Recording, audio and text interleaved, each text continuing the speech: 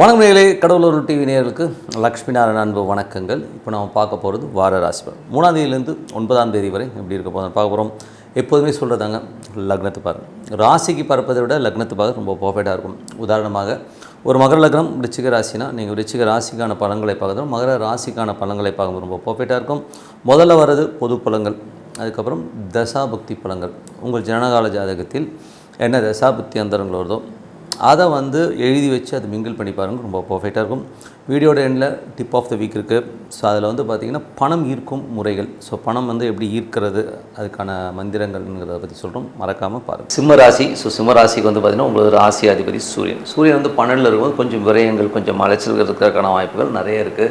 கொஞ்சம் மன உளைச்சல் இருக்கும். தேவையில்லாத ஒரு விஷயத்தை நினச்சி, வேலை விஷயங்களையோ கடன் சம்மந்தமான விஷயம் நினச்சி நைட்டு தூங்காமல் இருக்கும், ஸ்ட்ரெயின் எடுக்கிற மாதிரி விஷயங்கள் இருக்கும். கொஞ்சம் கவனமாக இருந்துக்கணும். ஏன்னா குரு போகிறது உங்களுக்கு அந்த நட்சத்திர சாரம் சூரியன் போகிறதே சனியில் போகிறதும் கொஞ்சம் கவனமாக இருந்துக்கணும்.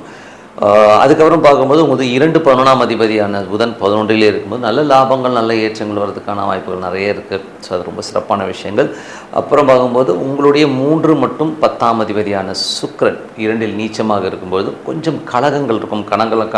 இவங்க அப்படி சொல்லிட்டாங்க, அவங்க இப்படி சொல்லிட்டாங்க சொல்லிட்டு நமக்கு கொஞ்சம் கலகங்கள் வர்றதுனால் மனக்கசப்புகள், மனக்காயங்கள் ஏற்படுறதுக்கான வாய்ப்பு ரொம்ப கவனமாக இருக்கும். தொழில் ரீதியான விஷயங்கள் எல்லாம் இன்வெஸ்ட்மெண்ட் பண்ணும்போது கொஞ்சம் ஜாகிரதையாக பண்ணுறது ரொம்ப ரொம்ப நல்லது. அதுக்கப்புறம் பார்க்கும்போது 4 மற்றும்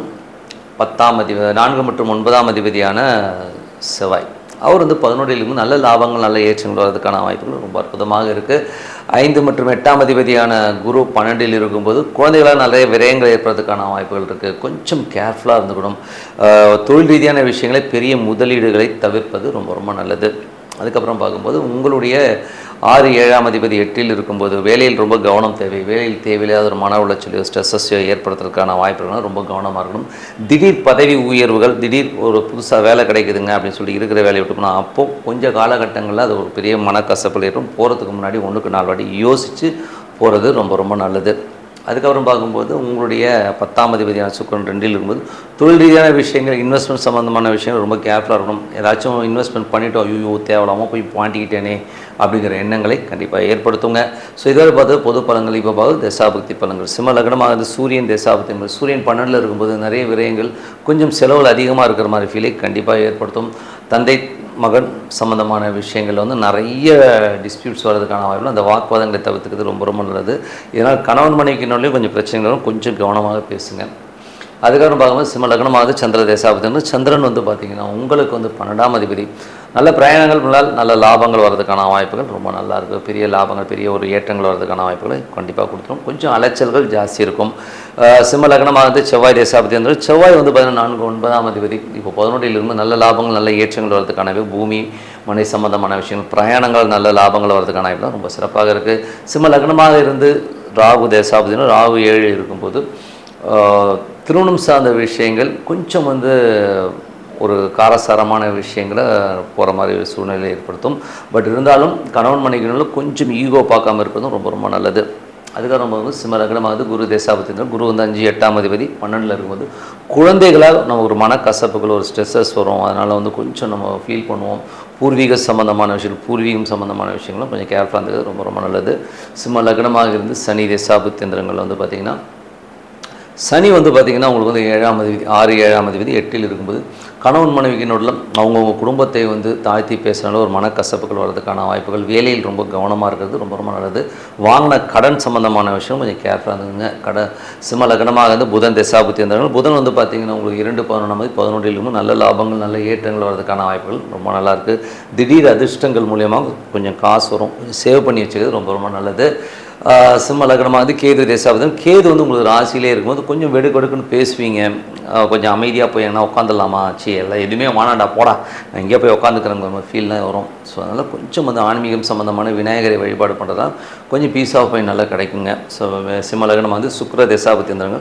சுக்கிரன் பார்த்திங்கன்னா உங்களுக்கு 3 மற்றும் 10ஆம் அதிபதி 2ல் நீச்சமாக கலகங்களால் நமது மனக்கசப்புகள், ஸ்ட்ரெஸ்ஸஸ், டென்ஷன்ஸ் வர்றதுக்கான யார் என்ன சொன்னாலும் அதை மெய்ப்பொருள் காண்பது ரொம்ப ரொம்ப யோசித்து பேசுங்க, ஓகேங்களா.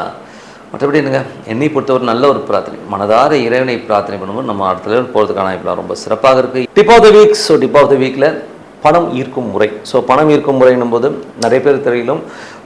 இதில் வந்து பார்த்திங்கன்னா மனம் ஒரு பெரிய ரோல் ப்ளே பண்ணும். அதுவும் பார்த்திங்கன்னா உலகத்தில் உள்ள கிட்டத்தட்ட 100%ல் வந்து மிஞ்சி போனால் ஒரு 3-4% ஆள்கிட்ட தான் வந்து ஒரு பெரும் பணம் இருக்குது. மீதி எல்லோருமே வந்து பெரும் பணம் பின்னாடி ஓடுற மாதிரி சிச்சுவேஷன் தான் இருக்குது. இதில் வந்து ஏபிசிடி நிறைய கேட்டகரி இருந்தாலும் ஒரு பெரும் பணம், ஒரு பெரிய பணம்னா ஒரு மொத்த பணத்துலேயும் ஒரு பெரிய பங்கை வந்து ஒரு 4% 5% உள்ள மக்கள் வந்து வச்சுருக்காங்க. ஸோ அதுக்கான காரணம் என்ன, அதுக்கப்புறம் பணம் ஈர்க்கும் முறை என்னங்கிறத பற்றி தான் இந்த டிப்பாவது வீட்டில் பார்க்க போகிறோம். ஸோ இதில் வந்து பார்த்திங்கன்னா மெயினாக வந்து முதல்ல வந்து மனசில் வந்து பார்த்திங்கன்னா நமக்கு வந்து பணம் வராது, இதுக்கு எதுக்கு தண்ட செலவு, இது நான் வந்து இது தேவையில்லை அப்படின்னு சொல்லிட்டு நம்மளே மன ரீதியாக சில கட்டுப்பாடுகளை வைக்கும்போது பணம் நம்மகிட்ட வராது. ஸோ அதுதான் விஷயமே. ஸோ மன ரீதியாக வந்து நம்ம வந்து ப்ரிப்பேர் ஆகணும். என்ன ப்ரிப்பேர் ஆகணும், எனக்கு பணம் வருது, இந்தந்த பணம் வரும், அப்படி வரும்னு சொல்லிட்டு நீங்கள் வந்து கற்பனையிலே வந்து ஒரு பெரும் பணம் வந்தால் நம்ம என்னென்னலாம் பண்ணோம்னு சொல்லிட்டு ஒரு கனவு உலகத்தை நீங்கள் சிருஷ்டி பண்ணிங்கன்னா அது நடக்கும் அப்படிங்கிற நம்பிக்கையோடு சிருஷ்டி பண்ணும்போது கண்டிப்பாக நடக்கும்.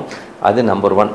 ரெண்டாவது வந்து பணம் ஈர்க்கிறதுக்கான இன்னொரு விஷயம், இதை நீங்கள் மைண்டில் ஃபிக்ஸ் பண்ணிவிட்டு அதுக்கப்புறம் பார்த்தா குபேர காயத்ரின்னு ஒன்று இருக்குங்க. ஸோ இந்த குபேர காயத்ரிங்கிறது வந்து பார்த்திங்கன்னா எனக்கு தெரிந்த ஒரு நண்பர் கிட்டத்தட்ட வந்து ஒரு கோயம்புத்தூரில் இருந்தார். ஸோ அவர்லாம் பார்த்திங்கன்னா ஒரு 108 முறை வந்து காலையில் சாயங்காலம் பண்ணிக்கிட்டே இருப்பார். ஸோ அவர்கிட்ட பார்த்திங்கன்னா பணம் ஃப்ளோட்டிங் வந்து பெரிய அளவில் க்ரோர்ஸில் இருந்தது.